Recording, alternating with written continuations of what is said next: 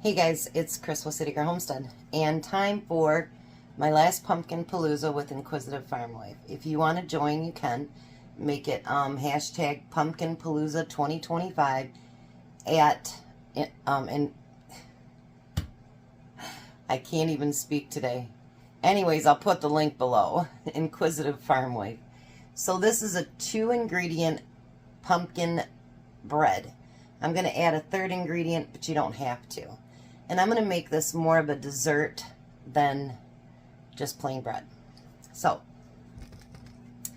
the first thing we need is a spice cake. And if you want to make your own spice cake, by all means, have at it. But I bought mine from Walmart, and we're going to use that up. I usually make my own cake mixes around Christmas time and whatever, because I make them for the kids too, so. But other than that, during the year, I just usually buy them. And we're going to add a whole can of pumpkin puree. Make sure it's not pumpkin pie.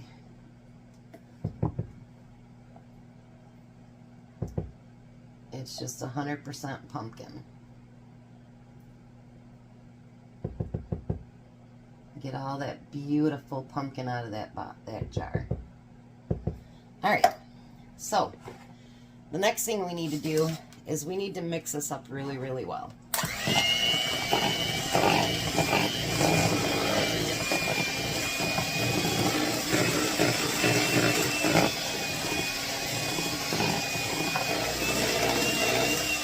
going to be a nice sticker though, for sure.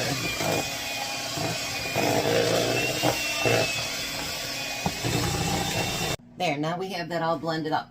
What I'm going to add is about 3/4 of a cup of chocolate chips. If you want to add nuts or something else to it, it's all about what you want to do. Because remember, I said I'm making mine more of a dessert than just a loaf of bread.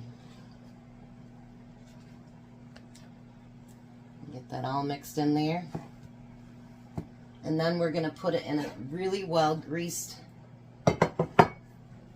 bread pan. See how thick that dough is? But boy, does it smell good. Even for people that are not pumpkin fans, it does smell good. I've been surprised. Tom has liked all the stuff that I've made with the pumpkin so far. And he's not a big pumpkin fan, so that says a lot.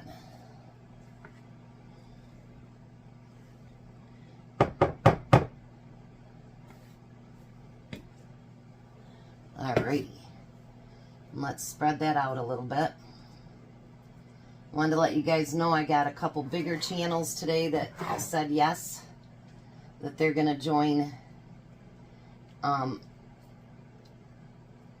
the struggle meals. And so I think that puts us up to about 10 channels.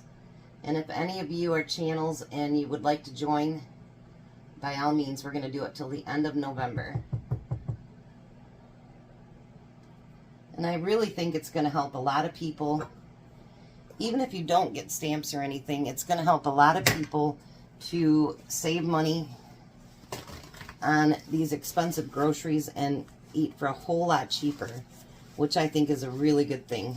I kind of practice that all the time. I don't like to spend money on groceries. It's just not a favorite thing of mine to do. So now we're going to put this in that 350 oven.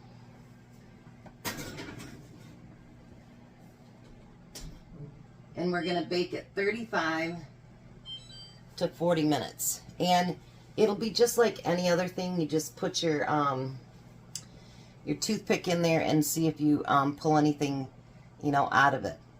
But make sure when you look at all those videos for the struggle meals, if you know something that would make it cheaper or better, or you have a recipe of your own, make sure you put it in there. It doesn't matter what channel it's for.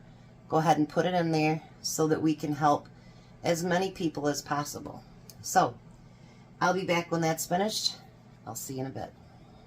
Alright, so the bread is completely cooled now. Um, my friend called me while I was out and about, and we've been on the phone for the last, I don't know, 2.5 hours. So, you guys have met her. She made jam with me one day, and we were talking about canning shawarma together. She goes, I don't care if you put me on video. And I'm like, okay. So, might see that coming up. So here it is. Look at that. Isn't that beautiful? So now, I had some of that frosting left from the other day. And I told you I wanted to make this more into a dessert than just a piece of bread. So I thought I'd use some of that frosting, and I'll still have some left to use on something else. As long as you keep it in the refrigerator, you're fine.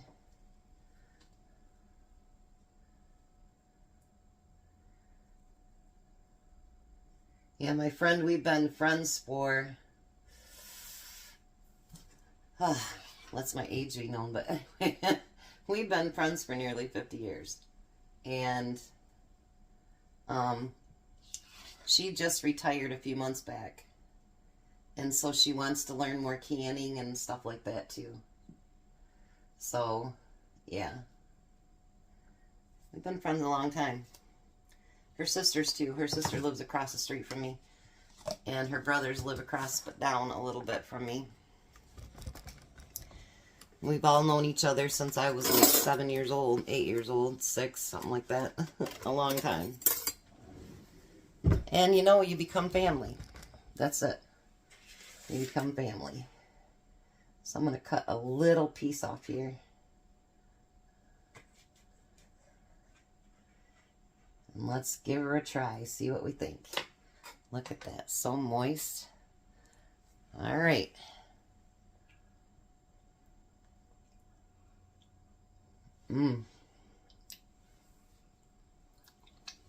That is so good.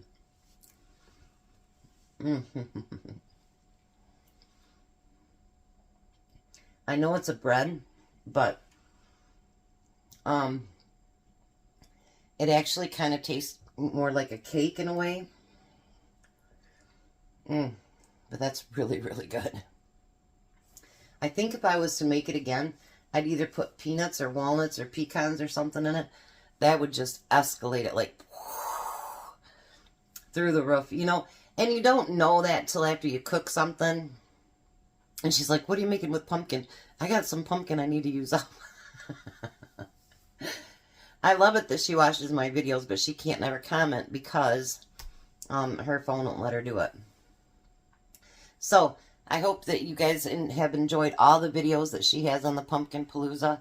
And, you know, if you haven't watched them all, go over to Inquisitive Farm Wife and give them a look.